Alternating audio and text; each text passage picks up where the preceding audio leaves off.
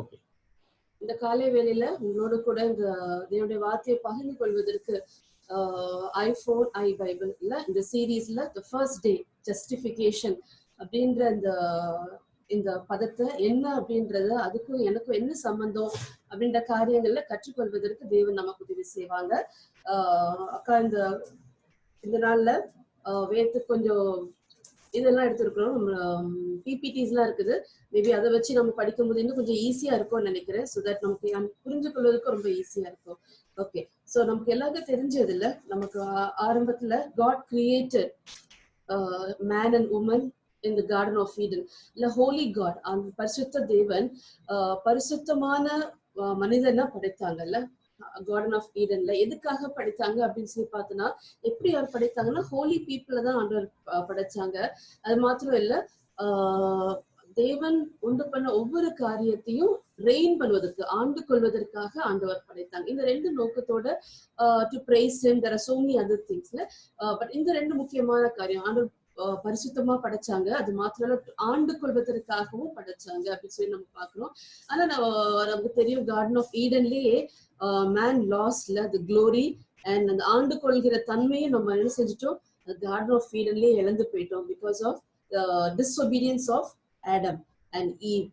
So அதனால என்ன ஆச்சுன்னு பாக்குறோம். ரோமர் 3:23 நமக்கு எல்லாருக்கும் தெரிஞ்ச வசனம் தான் இல்ல, for all have sinned and fall short of the glory of God. நம்ம எல்லாரும் பாவம் செய்த இந்த ரோமர் பகுதிக்கு நம்ம எடுத்து வச்சிட்டோம்னா இந்த வசனம் அப்படிதான் சொல்லுது, we all have sinned and fall short of the glory of God. நம்மளுடைய மகிமையை இழந்து நம்ம காணப்பட்டோம் அப்படின்னு சொல்லிட்டு நம்ம பாக்குறோம். சோ அடுத்து நம்ம பார்க்கும்போது சோ அதோடைய ரிசல்ட் இல்ல, அந்த டிஸ்ஒபீடியன்ஸ், இந்த பாவத்திற்கு ரிசல்ட்டாக என்ன ஆச்சு அப்படின்னு சொல்லி பார்த்தோம்னா, டெத் வாஸ் த பனிஷ்மெண்ட் இல்ல, மரணம் தான் அதற்கு தீர்ப்பாக அமைஞ்சிச்சுல. சோ ரோமர் 6:23 நம்ம வாசிக்கிற போல, for the wages of sin is death but the gift of God is eternal life. wages of death அப்படின்னா பாவத்தின் சம்பளம் மரணம், but the gift of God is eternal life அப்படின்னு சொல்லி பாக்குறோம். so the first பகுதி நம்ம பார்க்கும்போது wages of sin is death. so இப்படி இந்த டெத்துக்கு, ஆக்கினைக்கு உட்பட்ட மனிதனுக்கு வேற வழியே இல்லையா அப்படின்னு சொல்லி யோசிக்கும் போது so what is the way to restoration அப்படின்னு சொல்லி நம்ம பாக்குறோம். சோ விழுந்து ஆண்டவர் அழகா படைச்ச, ஹோலியா படைச்ச ஹோலினஸ் தொலைச்சிட்டோம், அந்த ஆளும் தன்மையை நம்ம தவறிட்டோம். பட் அப்படிப்பட்ட ஒரு சூழ்நிலையில எப்படி மறுபடியுமாக ரெஸ்டோர் பண்ணிக்கொள்றது அப்படின்னு சொல்லிட்டு அதுக்கு என்ன வழின்னு சொல்லி நம்ம பார்த்தோம்னா, world is giving different views, நீ எப்படி ரெஸ்டோர் பண்ணிக்கலாம் அப்படின்னு சொல்லிட்டு டிஃப்ரெண்ட் வியூஸ் கொடுக்குது. சோ ரெண்டு வியூஸ் நம்ம பாக்குறோம். வேர்ல்ட் வியூவை பார்க்க போறோம், காட்ஸ் வியூ ஆஃப் ரெஸ்டரேஷன் நம்ம பார்க்க போறோம். சோ ஃபர்ஸ்ட் வேர்ல்ட் வியூ நம்ம எப்படி பார்த்தோம்னா, வேர்ல்ட் வியூ எப்படி இருக்கு அப்படின்னா, நீ இதெல்லாம் செய்யறது பாவமே இல்ல, தப்பே இல்ல அப்படின்னு சொல்லிட்டு ஏன் காதுபட நிறைய பேர் சொல்லி கூட நான் கேட்டிருக்கேன், நம்மளும் கேட்டிருக்கோம், இதெல்லாம் பாவமா, இதெல்லாம் தப்பே இல்லை, கமான் டூ இட் அப்படின்னு சொல்லிட்டு வேர்ல்ட் வந்து பாவத்தை பாவம் இல்லைன்னு சொல்லிட்டு அந்த இடத்துல ஒரு ஒரு பிக்சரை நமக்கு கொண்டு வந்து காமிப்பாங்கல்ல. அது மாத்திரம் இல்ல, நிறைய நேரத்துல நம்ம டாக்டர் கிட்ட போகும்போது நான் தப்பு பண்ணிருக்கேன்னு சொல்லி சொன்னா மாத்திரம் தான் என்ன செய்ய முடியும், நமக்கு சிக்னஸ் இருக்குன்னு சொன்னா மாத்திரம் தான் என்ன செய்ய முடியும், நமக்கு கரெக்டான அதுக்கு மெடிசன் நமக்கு கிடைக்கும், அப்படிதானே. ஆனா நமக்கு சிக்னஸே இல்லைன்னு சொல்லி நம்ம யாரும் டாக்டர்கிட்ட போக மாட்டோம்ல. so we need to accept there is a problem, only then we can fix it, right? so இந்த உலகம் அப்படிதான் நம்மளை ஏமாத்திட்டு இருக்கு, இதெல்லாம் பாவமே இல்லை, இதெல்லாம் தப்பே இல்லை, எல்லாரும் பண்றாங்க அப்படின்னு சொல்லிட்டு நிறைய நேரத்துல நம்ம இந்த உலகம் சொல்றதை பார்த்துட்டு இருக்கோம். அடுத்து என்ன சொல்லுவாங்க, இல்ல நீ பரவாயில்ல தப்பு பண்ணிட்டியா, மெடிடேஷன்ல நீ தியானத்துக்குள்ள போ, நீ என்ன செஞ்சிடலாம், இதை விட்டு நீ வெளியில வந்துடலாம், அல்லாட்டி இதுக்கு ஒரு தீர்வு கிடைக்கும் அப்படின்னு சொல்லிட்டு அடுத்து ஒரு ஐடியா கொடுப்பாங்க. அப்படி இல்லைன்னா சொல்லுவாங்க, இதை மேற்கொள்வதற்கு இதுக்கு ஏற்ற நீ என்ன செய், இப்படிப்பட்ட நல்ல நல்ல காரியங்களை நீ இந்த உலகத்துல செய், கர்மால டீட்ஸ்னால நீ வந்து என்ன செஞ்சிடலாம், you can restore your self அப்படின்னு சொல்லிட்டு இந்த ideas. This is the way the world looks at sin, அல்லாட்டி எப்படி நம்ம திரும்பி ரெஸ்டோர் ஆயிக்கலாம் அப்படின்னு சொல்லிட்டு இந்த உலகம் கற்றுக் கொடுக்குதுல்ல. ஐ திங்க் ஐவ் சீன், நீங்க பார்த்திருப்பீங்க நினைக்கிறேன், ஒரு ஆட், ஹார்பிக் ஆடு நினைக்கிறேன், அது அந்த டாய்லெட் கிளீனிங் லிக்விட்ஸ்க்கு ஒரு ஆட் வந்துச்சு முன்னால ஒரு டைம். அது ஹார்பிக்கான்னு எனக்கு ஞாபகம் இல்லை, பட் அதுல சொல்லுவாங்க நீங்க என்ன பண்றீங்க அப்படின்னு கேட்கும்போது ஐம் வாஷிங் டாய்லெட் கிளீன் பண்றேன் அப்படின்னு சொல்லுவாங்க. அப்போ வந்து சொல்லுங்க, நீங்க டாய்லெட் கிளீன் பண்ணல, நீங்க வெள்ளை அடிச்சிட்டு இருக்கிறீங்க அப்படின்னு சொல்லுவாங்க. இட் மீன்ஸ் நீங்க இருக்கிற அந்த அழுக்க நீங்க கிளீன் பண்ணாம அதை நீங்க மூடி மறைக்கிறீங்க. நீங்க உங்களுடைய லிக்விடை யூஸ் பண்ணி நீங்க மூடி மறைக்கிறீங்க. யூஸ் திஸ் அப்படின்னு சொல்லிட்டு அந்த ஆடுக்கு வந்து இது கொடுப்பாங்க. ஸோ நிறைய நேரத்தில் நம்ம பாவத்தை கிளீன் பண்ண ட்ரை பண்ணாம we try to just cover it up. This is the way the world tells us to restore ourselves. So அப்படி நம்ம பண்ணா நம்ம ரெஸ்டோர் ஆக முடியுமா? நம்ம பழைய நல்ல நிலைக்கு நம்ம வந்துட முடியுமா அப்படின்னு கேட்டா இல்ல. It's not possible. ஸோ அப்ப what is the Bible say about restoration அப்படின்னு சொல்லி நம்ம பார்த்தோமானால் லூக் சாப்டர் 18 நமக்கு எல்லாம் தெரிஞ்ச பகுதிதான். லூக்கா 18 அதிகாரம் 9-14 வரைக்கும் நம்ம வாசிச்சோம்னா இதுல 2 பேரை பத்தி அதுல போட்டிருக்காங்கல்ல, பாரசீஸ் அண்ட் டாக்ஸ் கலெக்டரை பத்தி போட்டிருக்காங்க. சோ நமக்கு தெரிஞ்ச போர்ஷன்ல பாரசி என்ன பண்றாங்க, அவங்க போய் இந்த மாதிரி நான் சாமி நான் இதெல்லாம் பண்ணிருக்கிறேன் அப்படின்னு, நான் இப்படி ஒரு டாக்ஸ் கலெக்டரை பத்தி மாதிரி நான் இல்ல அப்படின்னு சொல்லிட்டு அவங்க தன்னைத்தானே வந்து என்ன செய்யறாங்க, அந்த இடத்துல உயர்த்தி பேசுறாங்க. அவங்களுக்கு எதுக்காக அந்த இடத்துக்கு வந்திருக்கோன்றதே தெரியாம பட் டாக்ஸ் கலெக்டர் பத்தி நம்ம வாசிக்கும் போது நம்ம வாசிக்கிறோம், அவங்க எங்க நிக்கிறாங்க, பக்கத்துல கூட போகிறதுக்கு அவங்க தயங்கி தூரமா நின்று என்ன செய்யறாங்க, says that but tax collector stood very தூரமா 13ஆம் வசனத்துல சொல்லுது, தூரமா நின்று he could not even look up to heaven அப்படின்னு சொல்லி போட்டிருக்குது. அந்த அளவுக்கு கூட அவருக்கு தைரியம் இல்ல. But beat his breast and said, God have mercy on me a sinner. This was his simple prayer. God have mercy on me a sinner. 14வது வசனம் சொல்லுது, I tell you that this man rather than the other went home justified before God. ஆண்டவருக்கு முன்பாக அவன் எப்படி போட்டிருக்கு, went home justified before God. அவன் நீதிமான் ஆக்கப்பட்டு என்ன பண்ணிருக்கானா அந்த இடத்தை விட்டு போனாங்க அப்படின்னு சொல்லிட்டு வசனம் சொல்லுது. நீதிமான் ஆக்கப்படுவது இல்ல, அவன் நீதிமான் என்ன சொல்லுது, அவனா நீதிமான் ஆகல, நீதிமான் ஆக்கப்பட வேண்டும். இல்ல, சோ we cannot become நீதிமான், நம்ம நாமே ஜஸ்டிஃபை ஆக முடியவே முடியாது. நம்ம நீதிமான் ஆக்கப்படணும். இல்ல, அதுதான் நமக்கு யெகோவா சிட்கேனுன்னு சொல்லி நம்ம காலையில அண்ணன் சொல்லி கொடுத்த வசனம் இல்ல, அவர் நமக்காக நீதி ஆகினார். இல்ல, then he makes us justified. இல்ல, அதுதான். சோ அதனால இந்த இதுல போகும்போது அவன் எப்படி நீதிமான் ஆக்கப்பட்டு என்ன செய்யறாங்க, அந்த இடத்தை விட்டு அவங்க போறாங்கல்ல. சோ நம்ம இந்த வேலையில the word justification அதுக்கு என்ன அப்படின்றத நம்ம பார்க்கலாம். ஓகேவா? அதுக்கு முன்னால எதற்காக இந்த ஜஸ்டிபிகேஷன் நமக்கு தேவை அப்படின்னு சொல்லி பார்த்தோம்னா, because the condition of the human being, நம்ம மேன்கைண்ட் ஆண்டவர் உருவாக்குனாங்க. ஆனா அந்த கண்டிஷன் எப்படி ஆயிட்டோம், நம்ம ரோமர் 3:3 சொல்லுது all are under sin. நீங்க இந்த நிறைய வசனங்கள் போட்டிருப்பேன், நீங்க இதெல்லாம் நீங்க நோட் டவுன் பண்ணிட்டு நீங்க லேட்டர் என்ன செய்யலாம், இந்த வசனங்களை நீங்க எடுத்து நீங்க வாசிச்சாதான் இன்னும் இது நல்லா புரியும் உங்களுக்கு. மேபி பிபிடி வேணா கூட you can get it from us, we can share it with you. So condition of the ஆண்டவர் படைத்த அந்த ஹோலி மேன்கைண்டோட கண்டிஷன் எப்படி ஆயிடுச்சு அப்படின்னா, எல்லாருமே கிரீக் அண்ட் ஜென்டைல்ஸ் எல்லாருமே வேர் அண்டர் தி சின் அப்படின்னு சொல்லி ரோமர் 3:10 சொல்லுது. ரோமர் 3:23 for all have sinned, நம்ம எப்படி வாசிச்சுட்டு இந்த வசனத்தை, for all have sinned and fall short of the glory of God அப்படின்னு வாசிச்சோம். சோ அதனுடைய அவங்களுடைய கான்சிக்வன்ஸ் வாஸ் டெத். இதுதான் கண்டிஷன் ஆஃப் த மேன்கைண்டா இருந்துச்சு. சோ இந்த கண்டிஷனை மாற்றுவதற்கு தான் ஆண்டவர் வந்தாங்கன்னு சொல்லி நம்ம பாக்குறோம் இல்ல. So what does God do? இல்ல, இப்படி இந்த கண்டிஷன் எப்படி இருக்கு, ஆண்டவர் இந்த இதுல என்ன பண்றாங்க அப்படின்னு சொல்லி நம்ம பார்த்தோம்னா, according to the law we must die. இல்ல, நம்ம புதிய ஏற்பாடுல நிறைய காரியங்கள் நம்ம பார்த்து, நம்ம நிறைய அந்த வசனங்கள் நம்ம வாசிக்கும் போது the commandments law சொல்லுது, நீ வந்து பாவம் செஞ்சா செத்துதான் போகணும் அப்படின்னு சொல்லிட்டு. பட் ஆனா கடவுளுக்கு தெரியும் நம்ம we cannot help ourselves. இல்ல, நமக்கு நம்மளே நம்ம ரட்சிக்க முடியாது, ஜஸ்டிஃபை பண்ண முடியாது, இல்ல நம்ம நீதிமான் ஆக்கிக்கொள்ள முடியாதுன்றது காடுக்கு நம்மளோட நிலைமையும் நல்லாவே தெரியல. சோ அதனால ஆண்டவர் 2 காரியம் பண்றாங்க இல்ல. நீங்க அப்போஸ்தலர் 13 அதிகாரம் 38-39 அதிகாரத்துல நீங்க எடுத்தீங்கன்னா ஆண்டவர் 2 காரியம் இங்க பண்றாங்க. ஒண்ணு, he forgives us. ரெண்டாவது காரியம், he justifies. இல்ல, ஒண்ணு அவர் நம்மளை மன்னிக்கிறாங்க, இன்னொன்னு நம்மள நீதிமானாக்குற. இது ரெண்டுமே ரொம்ப வித்தியாசமான காரியம் இல்ல. அந்த அப்போஸ்தலர் 13:31 நீங்க வாசிங்கன்னா he justifies in everything சொல்லி வசனம். நான் இந்த வசனத்தை வாசிக்கிறேன். ஒருவேளை நீங்க எடுத்தீங்கன்னா கூட இந்த வசனம் வாசிக்கலாம். Acts chapter 13 verse 39. 13 verse 39. It's okay, நானே வாசிச்சிடுறேன் உங்களுக்கு. Okay, 13 verse 9 says, then Saul, who was 39. Okay, 39. It says, yes, மோசேயின் நியாயப்பிரமாணத்தினாலே நீங்கள் எவைகளினின்று விடுதலையாகி நீதிமான்களாக்கப்படக்கூடாதிருக்கிறதோ விசுவாசிக்கிறவன் எவனும் அவைகளினின்று இவராலே விடுதலையாகி நீதிமான் ஆக்கப்படுகிறான் என்றும் உங்களுக்கு தெரிந்திருக்க கடவுது. Okay, it says that I want you to know that through Jesus the forgiveness of sin is proclaimed to you. Through him everyone who believes is justified from everything. From everything in the vaartha anga use pannirukku. Everything you could not be justified by the law of Moses. Everyone and everything. So அதுதான் நம்ம அங்க பாக்குறோம். God justifies.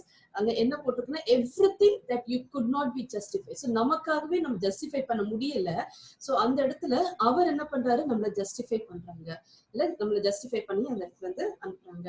So it's a gift. the justify பண்றது it's a gift. நமக்கு ஒரு court இதுக்கு போனோம் அப்படின்னா இந்த சீன் எப்படி கொண்டு வரணும் அப்படின்னா, நம்ம குற்றவாளியா நிக்கிறோம்.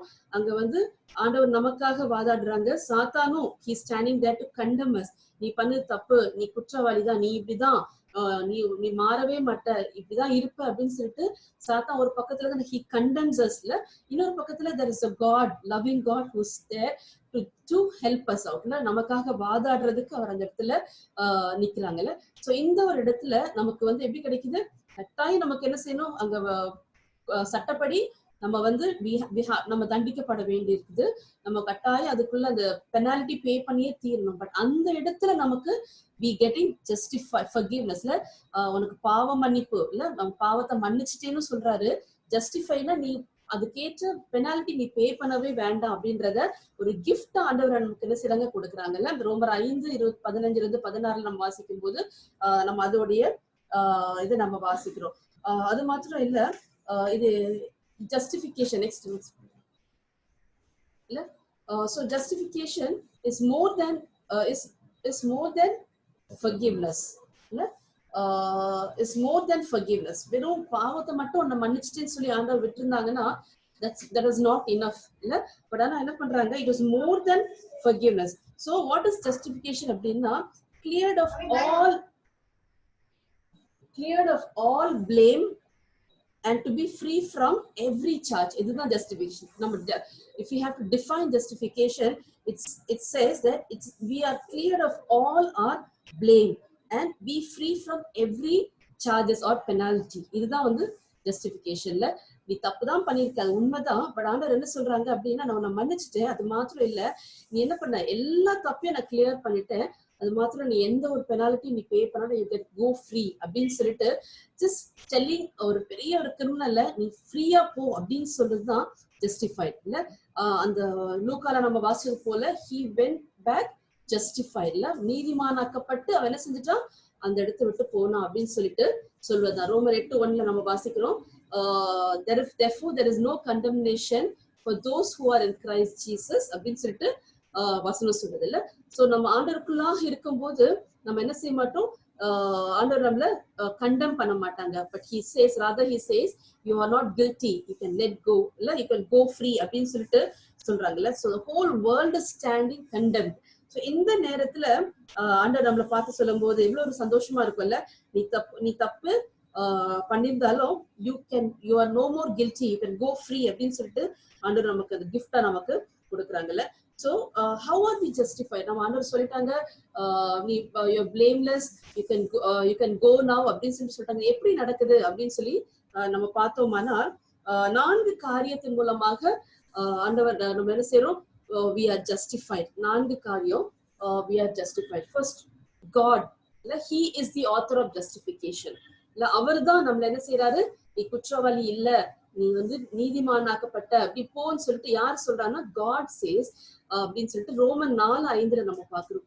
4 நம்ம நிறைய வசனங்கள் இந்த ரோமர்ல தான் நம்ம அந்த ஜஸ்டிபிகேஷன் பத்தி படிக்கும்போது நிறைய வசனங்கள் ரோமர்ல தான் பவுல் என்ன சொல்றாங்க, அந்த நீதிமானாக்கப்படுதலை பத்தி ரொம்ப அழகா சொல்றாங்க. சோ உங்களுக்கு டைம் கிடைச்சிச்சுன்னா இந்த குவாரண்டைன் டைம்ல கட்டாயம் இந்த ரோமர்ல நீங்க இந்த பெர்ஸ்பெக்டிவ்ல நீங்க வாசிச்சீங்கன்னா ரொம்ப யூஸ்ஃபுல்லா இருக்கும். ஸோ காட் சேஸ், ரோமர் எடுத்து நம்ம திருப்பி வச்சுக்கலாம். so that when I say some of you can read, some I can also read for you. 3:26 இப்படி சொல்லுது, he did it to demonstrate his justice at the present time so as to be just and the one who justifies those who have faith in Jesus அப்படின்னு சொல்லுது இல்ல. It says that God who justifies, it is God who justifies, not the world இல்ல. So அது மாத்திரம் இல்ல, ரோமர் 8:33-34 நம்ம வாசிக்கும் போது அவர் நமக்காக வாதாடுகிற தேவனாக இருக்கிறாங்கல்ல. நம்ம அக்கா சொன்னது கோர்ட் சீனை நம்ம மனதுக்கு நம்ம கொண்டு வரும்போது இல்ல, it will be easy for us to understand this word justification. 8:33 வசனம் இப்படி சொல்லுது, who will bring any charge against those who, ஆண்டவர் நீ ஜஸ்டிஃபை பண்ணிட்டேன்னு சொல்லிட்டு அதுக்கப்புறம் உனக்கு அகேன்ஸ்டா யாரு சார்ஜஸ் கொண்டு வர முடியும் அப்படின்னு அழகா பவுல் இந்த இடத்துல கேக்குறாங்க. who can bring any charge against those whom God has chosen? It is God who justifies. ஆண்டவரே ஜஸ்டிஃபை பண்ணிட்டாங்க, அதுக்கு மேல உன்னை யாரு கண்டம் பண்ண முடியும் அப்படின்னு கேள்வி கேக்குறாங்க. அதுக்கப்புறம் against those, okay, so who is he that condemns? Christ Jesus, who died, more than that, who has raised to life, is at the right hand of God and is also interceding for us. அவர் நமக்காக பரிந்து பேசுகிற தேவனாக அவர் இருக்கிறாருன்னு சொல்லி நம்ம பார்க்கிறோம். So God, the author of justification, அவர்தான் நம்மளுடைய நம்ம நீதிமான் ஆக்கப்படுவதற்கு காரணராக, he is the author of justification. அடுத்து நம்ம பார்க்கும்போது how we are justified அப்படின்னா God's grace, purely grace இல்ல. ஸ்டான்லி பிரின்ஸ் அங்கிள் அடிக்கடி சொல்லும் போது கிருபை அப்படின்னு சொல்லும் போது இல்ல, அது கடவுள் நமக்கு கொடுக்கிற பிச்சை. நமக்கு வந்து நமக்கு அருகதையே இல்ல, பட் அந்த இடத்துல ஆண்டவர் நமக்கு கொடுக்கிற ஒரு பிச்சை தான் கிரேஸ் அப்படின்னு சொல்லி அடிக்கடி சொல்லுவாங்க. சோ அவருடைய கிருபை தான் நம்மளை எப்படி மாத்துதான், நீதிமானாக மாற்றுகிறது. So God's grace, the principle of justification அப்படின்னு சொல்லி பாக்குறோம். So what is the principle of justification? It's God's grace, not by work or by grace, நம்ம but by grace. So என்ன ஒரு வேலை ஏதாவது ஒரு நன்மையான காரியம் செஞ்சு நான் வந்து இந்த ஜஸ்டிஃபை பண்ணப்படுவனா இல்ல, இட்ஸ் நாட் பாசிபிள் இல்ல. only by grace இல்ல, and grace alone we can be justified அப்படின்னு சொல்லி பாக்குறோம். தீத்து 3:7 again சொல்லப்பட்டிருக்குது, we are justified by grace alone அப்படின்னு சொல்லிட்டு தீத்து 3:7 எப்படியா சொல்லுது வசனம், so that having been justified by his grace we might become heirs having the hope of eternal life.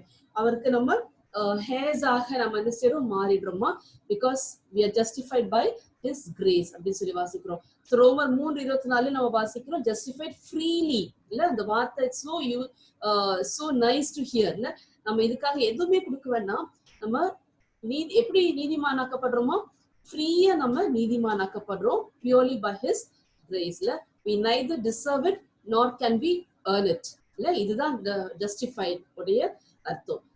the God's grace இப்படியாக நமக்கு ஃப்ரீயா நமக்கு நம்மள நீதிமானாக்கப்படுதுல.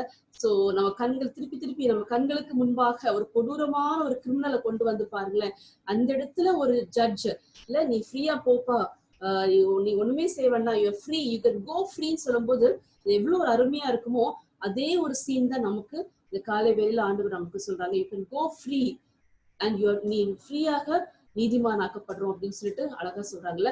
சோ மூன்றாவது காரியம் how we are justified அப்படின்னா by God's son's blood, ஆண்டோட ரத்தத்தினால, திரு ரத்தத்தினால நம்ம என்ன செய்யப்படுறோம், நீதிமானாக்கப்படுறோம் அப்படின்னு சொல்லி.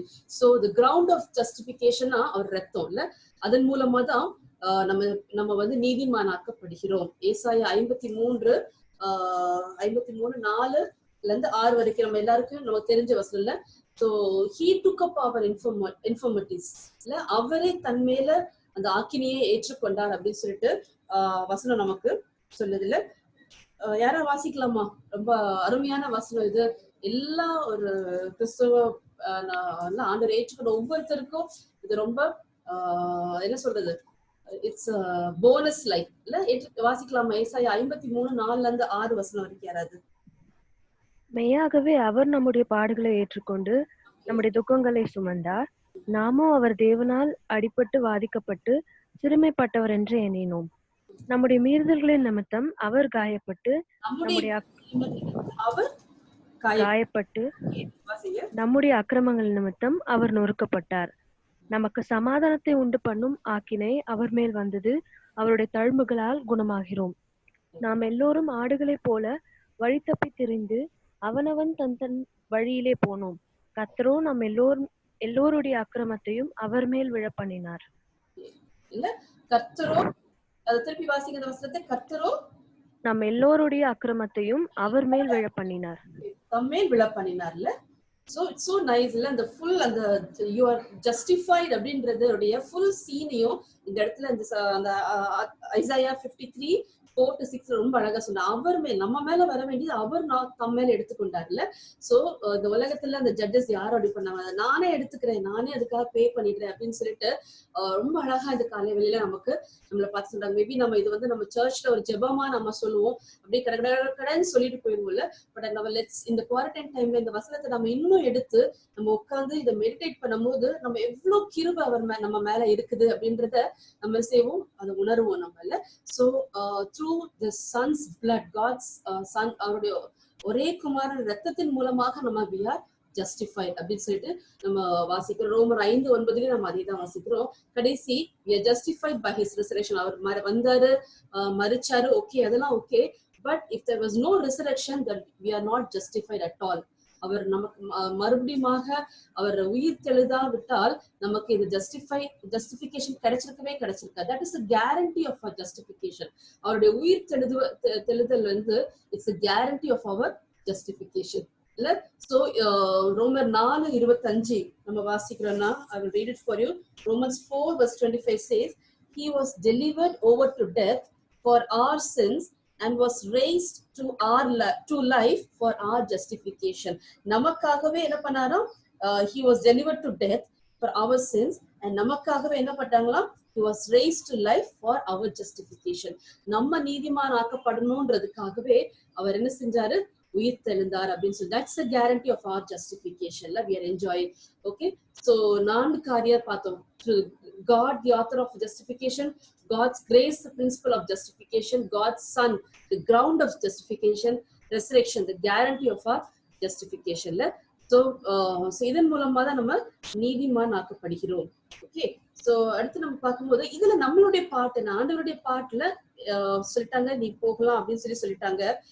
But what is our part இல்ல, சோ வாட் அப்படின்றத நம்ம பார்த்தோமானால் நமக்கு தெரிஞ்சது போல we can't earn it. நம்ம எப்படியும் அது காசோ நம்ம எதையும் கொடுத்து வாங்க முடியாதுன்னு நமக்கு தெரிஞ்சு போச்சு. ஆனா நம்ம ஃப்ரீனும் பார்த்தோம் இல்ல, இட் இஸ் ஃப்ரீன்னு சொல்லி பார்த்தோம். நம்ம நிறைய இந்த ஃப்ரீ ஆஃபர் எல்லாம் கொடுக்கும்போது we'll see இல்ல conditions applied அப்படின்னு சொல்லி கொடுப்பாங்க. so what is the condition applied here அப்படின்னா 3 காரியங்கள். so what I should do from my part அப்படின்னா should have faith. அந்த விசுவாசம் நமக்கு இருக்கணும். ரோமர் 5:1 நம்ம வாசிச்சோமானால், டைம் இல்லாதனால I just rush through. ரோமர் 5:1 நமக்கு we need to have since we have been justified through faith, we have peace with God through our Lord Jesus Christ அப்படி சொல்லி பார்க்கிறோம். so we have been justified through faith அப்படின்றத நம்ம வாசிக்கிறோம். so நமக்கு அந்த விசுவாசம் நமக்கு வேணும் இல்ல. only அவர் நம்மளை ஜஸ்டிஃபை பண்ணார்னா நம்ம உண்மையாவே we are justified அப்படின்ற faith நமக்கு நம்ம அவர் மேல விசுவாசம் நம்ம வைக்கணும். அது மாத்திரம் இல்ல, we should believe, நம்பணும் இல்ல. ரோமர் 3:28 தப்பா போட்டிருக்கு எனக்கு, 2:28 இல்ல, ஒரு நிமிஷம். ஓகே, 22-28 வரைக்கும் நம்ம அந்த பகுதி நம்ம வாசிச்சோமானால் by faith அப்படின்னு சொல்லிட்டு we are justified அப்படின்னு சொல்லி நம்ம வசனம் கொடுத்திருக்கோம். அப்புறம் we should confess with our mouth. It's not enough if you have faith and just believe. We need to confess with our mouth. ரோமர் 10:9 வசனம் நம்ம வாசிச்சோமானால் 9-10 வாசிச்சோம்னா it says that if you confess with your mouth Jesus is Lord and believe in your heart that God raised him from dead, you will be saved. For it is with your heart that you believe and are justified, and it is with your mouth that you confess and are saved. நம்ம வாயினால நம்ம அறிக்கையிடணும் that we are justified அப்படின்றதுல. So மூன்று காரியம் conditions applied என்ன அப்படின்னா we are justified of course, but what is the condition applied? We should have faith, we should believe, and we should confess with our mouth. Okay, so இதோட result என்ன? நம்ம justify ஆக்க பண்ணிட்டோம், நம்ம நீதிமான் ஆக்கப்பட்டுட்டோம். இதோட ரிசல்ட் என்ன அப்படின்னா நீங்க ஜஸ்ட் இந்த இதை மட்டும் நீங்க எடுத்து இது எல்லாமே 5 அதிகாரத்துல ரோமர் 5:1-11 இந்த காரியங்கள் 7 காரியங்கள் அடங்கியிருக்கு. நம்ம குயிக்கா பார்த்துட்டு இதோட நம்ம முடிக்கிறோம். So what is the 3 things? We have peace with God. ஆண்டவரோடு கூட ஒரு சமாதானம் நமக்காக. நம்ம ஐசாயா 53 நம்ம வாசிக்கும் போது நம்ம அதே பார்த்தோம். நம்ம இங்கேயும் நம்ம பார்ப்போம் we have peace with God அப்படின்றத பார்த்தோம். ஒரு காலத்துல வசனம் 10 சொல்லுது, ஒரு காலத்துல we were enemies of God. ஏன்னா நம்ம பாவம் செஞ்சு we fell short of the glory of God. So அப்படி எனிமீஸா இருக்கிற நேரத்துல தான் Christ died for us and நம்மள எப்படி சரி நீதிமானாக நம்மள மாத்திருக்காங்க அப்படி சொல்லி passing. So we have peace with God அப்படின்றத நம்ம பார்க்கிறோம்ல. So because we were justified, we have peace with God. So because we are justified, we have gained access by faith into அவருடைய கிருபைக்குள்ள நாம என்ன செஞ்சிருக்கோம்? We have gained accessல by faith அப்படி சொல்லி பார்க்கிறோம். In which we நம்ம அந்த கிருபையினால தான் நம்ம இதனால நிற்கிறோம். இல்ல நம்ம நிற்பதும் நிர்மூலமாகாது இருக்கிறதும் அந்த சுத்த கிருபைன்னு சொல்லி நம்ம பார்க்கிறோம்ல. So 5:2 இப்படிதான் சொல்லுது, through whom we have gained access by faith into this grace. இல்ல நம்ம இன்னைக்கு நம்ம வாழ்கிற இந்த கிரேஸ்க்குள்ள அந்த கிருபையோட நம்ம நின்னுட்டு இருக்கிறோம்ல. So this we got because we were justified. நம்ம நீதிமானாக்கப்பட்டதுனாலதான் அந்த கிருபை நிமித்தம் கிருபையினால நீதிமானாக்கப்பட்டு நம்ம we are able to stand today. இல்ல அது வந்து because of this. மூன்றாவது காரியம் we rejoice in the hope of glory of God. இல்ல தேவனுடைய மகிமை நம்ம காணணும் என்ற hope வந்து நமக்கு அந்த justification நமக்கு கொடுக்குது. நாலாவது we rejoice in our suffering. இல்ல நமக்கு வந்து அவருடைய நம்ம ஜஸ்டிஃபை பண்ணப்படல அப்படின்னா நம்ம என்னைக்கும் நம்ம அழிந்து போயிருப்போம். இல்ல we will நம்ம சஃபரிங்ல என்னைக்கும் நம்ம என்ன செஞ்சிருப்போம்? விழுந்து போயிருப்போம்ல. But only because we are justified, we are able to rejoice. நம்மளுடைய கஷ்டமான நாட்கள்லயும் we are able to rejoice. இல்ல so ஏன் அப்படின்னா நம்ம அந்த following verses நம்ம பார்த்தோம்னா suffering produces perseverance, perseverance produces patience, patience produces hope. இல்ல the hope கடைசியில நமக்கு வந்து இந்த ஜஸ்டிஃபிகேஷன் நமக்கு கொடுக்குது. இல்ல ஒரு நம்பிக்கையை நமக்கு இந்த ஜஸ்டிஃபிகேஷன் நமக்கு கொடுக்குது. we were living a hopeless life, but just because we were justified நமக்கு ஆண்டவர் ஒரு நம்பிக்கை இல்ல we can it's a hope that we can face our tomorrows. That's a hope we are able to enjoy. இல்ல ஐந்தாவது காரியம் God has poured out his love in our hearts. அவருடைய அன்பை நம்ம இதயத்துல ஊற்றி இருக்கிறாரல்ல. just because we are justified, அன்பின் நிமித்தமா தான் நம்ம ஜஸ்டிஃபை பண்ணப்பட்டிருக்கிறோம். அது மாத்திரம் அந்த அன்பினால நம்ம இதயத்தை அவர் நிறைக்கிற தேவனாக இருக்கிறாங்க. சோ நம்ம 4 dimensions of love அப்படின்னு பார்த்தோம்னா அவருடைய அன்பு ஆழம்ல, அவருடைய height, the width, long and the height and depth of our அன்பு என்ன செய்ய முடியாது, நம்மளால அளந்தே கூட பார்க்க முடியாது. அப்படிப்பட்ட அன்புனால நம்ம இதயத்தை நிறைக்கிறாரு. and with that love we are able to love the others அப்படின்னு சொல்லி நம்ம பார்க்கிறோம். So we are given the Holy Spirit. அல்ல ஆவியானவர் நம்மள நிறைக்கிறாங்க. the time we are said நம்ம guilt free ஆகும்போது நம்ம when we are set free from all our bondages, ஆவியானவர் நம்மள நிறைக்கிறாங்க. we are given the Holy Spirit. யோவான் 14:16-17 வரைக்கும் நம்ம பார்க்கிறோம் how the Holy Spirit fills us. நம்ம வந்து உன்னை வந்து நான் அனாதையா விடுறது இல்லை, I am with you அப்படின்றத ஆண்டவர் என்ன பண்றாங்க, நமக்கு ஒரு நம்பிக்கை நமக்கு கொடுத்து he fills us with the Holy Spirit and we also rejoice in God. நமக்கு அந்த சந்தோஷத்தை திரும்பி நமக்கு கொடுக்குறாங்கல்ல. ஒருவேளை நம்ம அதே அந்த பாவ வாழ்க்கையில நம்ம வாழ்ந்துட்டு இருந்தோம்னா நம்ம சங்கீதக்காரர் 51 வாசிக்கும் போது restore to me the joy of thy salvation, do not take your Holy Spirit from me சொல்லி சொல்றாங்கல்ல. So when we sin and when we live in sin, we lose the joy of our Lord. ஆனா வந்து when we are justified, we get it back. we renew back the joy. ஆண்டவர் நமக்கு கொடுக்கிற அந்த joy நம்ம திரும்பி பெற்றுக்கொள்றோம்ல. this is actually we need to be stand condemned and lost in this world, and by his grace we are justified and we rejoice in him. இல்ல கடைசி ஒரு காரியம் மட்டும் அக்கா சொல்லி முடிக்கிறேன்னு நினைக்கிறேன். it says that யாருமே none can go to hell, யாருமே ஹெல்லுக்கு போக முடியாது because அவர் sinner அப்படின்றனால, and none can go to heaven because he is sinless. அவன் பாவம் செய்யல அதனால அவன் வந்து ஹெவனுக்கு போனான்றது இல்ல. ஆனா only I can go to heaven. I cannot go to heaven, but only God can take me to heaven. I'll just read for you again. திரும்பி நம்ம just listen to this, okay? None will go to hell because he or she is a sinner, and none will go to heaven because he or she is sinless. Only one will go to heaven because ஹெல்லுக்கு யார் போவானா, எனக்கு இந்த justification வேணாம் reject பண்ணுவாங்க தெரியுமா? உங்களுடைய Baden வேண்டாம், உங்களுடைய எதுவுமே வேண்டாம் சொல்லி ரிஜெக்ட் பண்ணிட்டோம்னா that person goes to hell. But another will go to heaven because he or she accepts that pardon. அவர் கொடுக்கிற அந்த கிருபையை, அந்த ஜஸ்டிஃபிகேஷன் நம்ம ஏற்றுக்கொண்டோமானால் we can go to heaven. Okay? And நம்ம ஹெவனுக்கு போக மாட்டோம். I cannot go to heaven, but Jesus takes me to heaven. அவர் நம்ம என்ன செய்யறாரு, நமக்கு ஹெவனுக்கு நம்மள அவர் அழைச்சிட்டு போறாரு, நீதிமான் ஆக்குறாரு நம்மள. ஆக்கி நம்மள என்ன பண்றாரு, அவர் நம்ம ஹெவனுக்கு கூட்டு போறாங்கல்ல. ரெவலேஷன் 7:14 இந்த கடைசி வசனம் வாசி நம்ம ஜெபிக்க போறோம். ரெவலேஷன் 7:14 யாரா வாசிக்கலாமா? ரெவலேஷன் 7:14.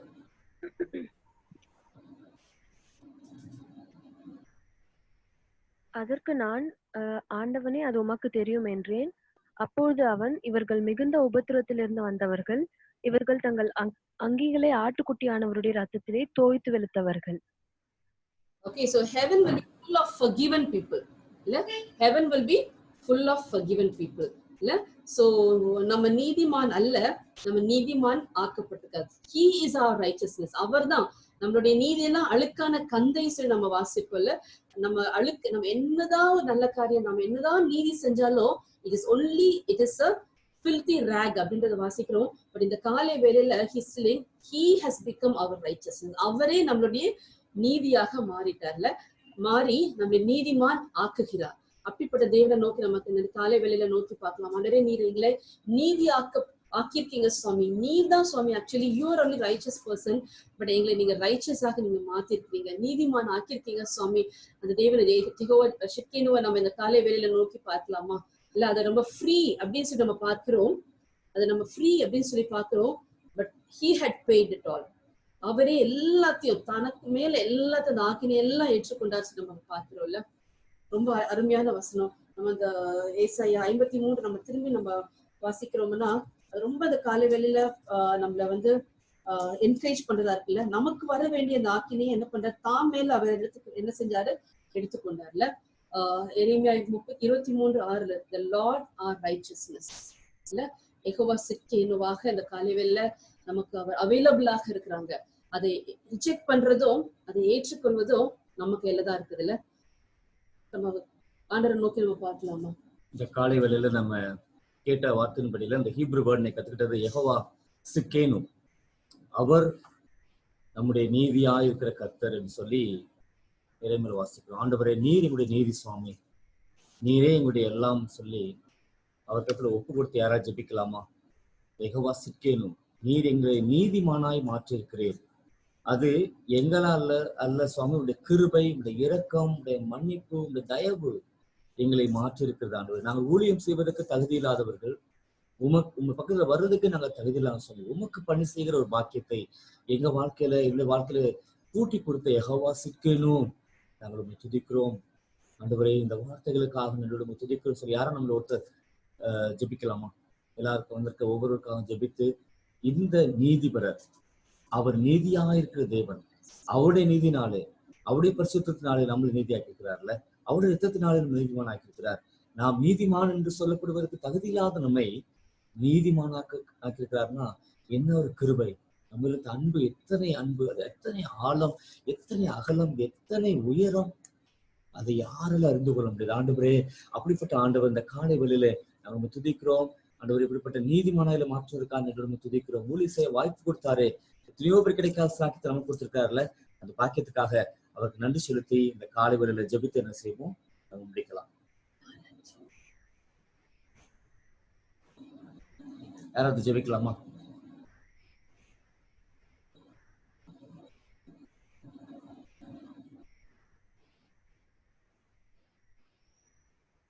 மியூட் எடுத்து ஜெபிங்க. நம்மளே சுவாமி இயேசுப்பா, நீங்க கொடுத்த நாளுக்கு நன்றி இயேசுப்பா. இந்த காலை வேளையில இயேசுப்பா எங்களுக்கு கொடுத்துப்பா ஏசப்பா இந்த தியானத்துல ஏசப்பா எங்களுக்கு பங்கு பெற கொடுத்த நல்ல வாய்ப்புக்காக நன்றி ஏசப்பா. இந்த வேலையும் கர்த்தாவே ஏசப்பா நாங்க ஏசப்பா பாவிகளா இருக்கல ஏசப்பா, நீங்க எங்களை ஏசப்பா நீதிமன்றங்களா ஏசப்பா நீதிமன்றங்களாக்கிருக்கீங்க ஏசப்பா, அதுக்கு நன்றி ஏசப்பா. அந்த பெரிய ஸ்லாக்கியத்துக்காக நன்றி கர்த்தாவே ஏசப்பா. தகுதி இல்லாத எங்களை ஏசப்பா நீங்க தகுதிப்படுத்துறதுக்காக நன்றி கர்த்தாவே ஏசப்பா. இந்த வேலையும் கர்த்தாவே ஏசப்பா நீங்க ஏசப்பா இந்த கால அக்கா மூலமா எங்களுக்கு சொன்னது போல ஏசப்பா இந்த ரத்தத்தால ஏசப்பா நாங்க நீதிமன்றங்கள் ஆக்கப்பட்டிருக்கோம் ஏசப்பா. அந்த பெரிய பாக்கியத்தை ஏசப்பா நாங்க இழந்து போகாதபடி ஏசப்பா ஏசப்பா வாலண்டியர்ஸா கர்த்தாவே நாங்க ஏசப்பா இந்த பணியை செய்யும் போது கர்த்தாவே ஏசப்பா போதிக்கு நாங்களே அகாதல போகாதபடி எங்க வேலை எடுத்து பாதுகாத்துக்குள்ள எங்களுக்கு உதவி செய்யுங்க ஏசப்பா. நீங்க பொறுப்பெடுத்துக்கொள்ளுங்க ஏசப்பா. இன்னும் கர்த்தாவே மறுபடிய நாட்கள்ல ஏசப்பா இருக்கிற ஒவ்வொரு டிவோஷன் ஏசப்பா பங்கு பெறுவதற்கு ஒவ்வொருத்தருக்கு கிருபை அதிகமா கூட்டி கொடுங்க. வர தடைப்படப்பட்டவங்களை ஏசப்பா அடுத்த முறை நீங்க கூட்டி சேருங்க ஏசப்பா. நீங்க பொறுப்பெடுத்துக்கொள்ளுங்க ஏசப்பா. இன்னைக்கு பங்கு பெற்ற ஒவ்வொருத்தரும் நீங்க ஆசீர்வதித்து கொடுங்க ஏசப்பா. இன்னும் கர்த்தாவே வருகிற நாட்கள்ல ஏசப்பா நிறைய பேர் இதுல ஜாயின் பண்ணி நாம் மகிமைப்படுத்துவோம் ஏசப்பா. நிறைய பேர் கர்த்தாவே ஸ்பிரிச்சுவல் லைஃப்ல இன்னும் நல்லா கிட்டே சேருவோம். நீங்க உதவி செய்யுங்க ஏசப்பா. நீங்க பொறுப்பெடுத்துக்கொள்ளுங்க நல்ல பிதாவே. ஆமென். இந்த நாள்ல கூடி வந்தவங்க ஒவ்வொருவரையும் ஒரு விஷயம் தேங்க்ஸ் பண்றோம், ஆண்டு சேர்த்துறோம். நாளைக்கு இந்த மாதிரி நம்ம கூடி ஜபிக்க போறோம். நாளைக்கு நம்முடைய டாபிக் செகண்ட் டே சாங்டிஃபிகேஷன். இல்ல அது என்னன்னு சொல்லி நம்ம நாளைக்கு அதுல இருந்து கற்றுக்கொள்ளலாம். God bless you. Have a nice day. Okay, bye. Thank you.